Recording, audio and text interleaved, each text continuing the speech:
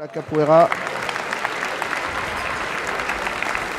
ce style hérité des danses des esclaves qui cachaient les vieilles méthodes de combat issues d'Afrique, de l'Angola, et qui sont devenues un style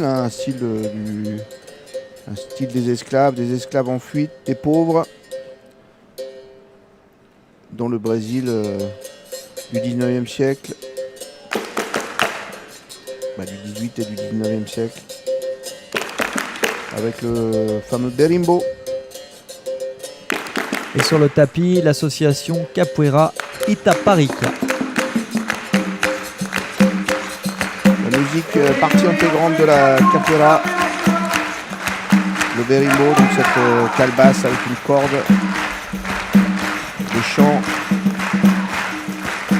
Et voilà la roda qui commence, enfin la roda, la petite danse gestuelle de base de la capoeira. La capoeira, c'est vraiment très très fluide aussi.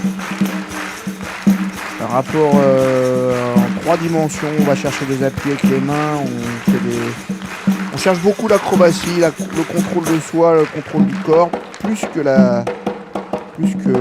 la lutte réelle avec l'adversaire. Alors que là on nous montre des armes, c'est assez nouveau en capoeira. Mais à force de maîtrise, on finit par devenir un combattant très redoutable. Il y a toute une tradition des combats réels, des grands capoeiristes du 19e siècle, qui est impressionnant.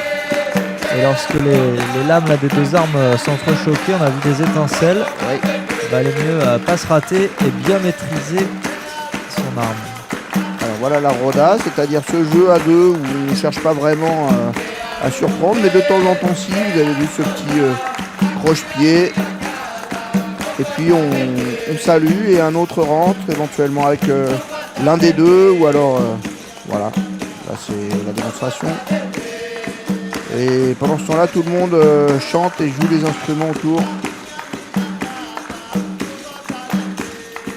Là aussi, en termes de formation du corps, c'est extraordinaire.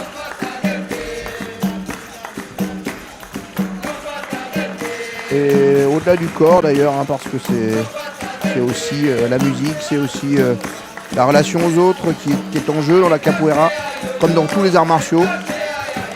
Mais la musique particulièrement en capoeira évidemment. Là on a vu un jeu un petit peu plus agressif de part et d'autre.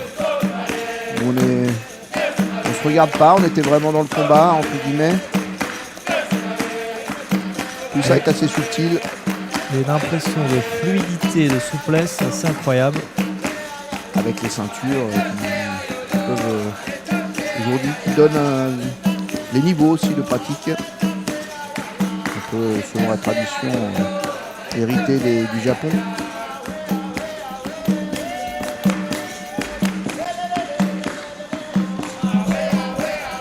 On passe beaucoup sur les appuis sur les mains.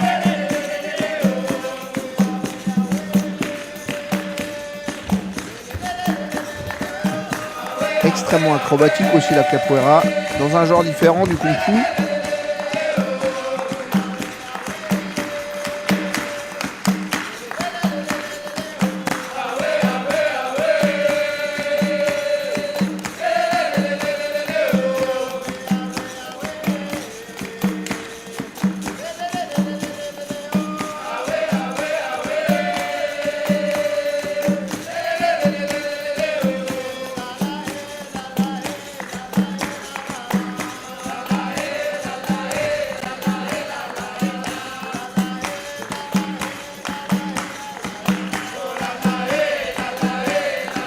Voilà, à force d'être dans la maîtrise de soi, un peu dans toutes les dimensions de l'espace comme ça, forcément le jour où vous décidez que c'est pour vous défendre, c'est aussi facile que ça.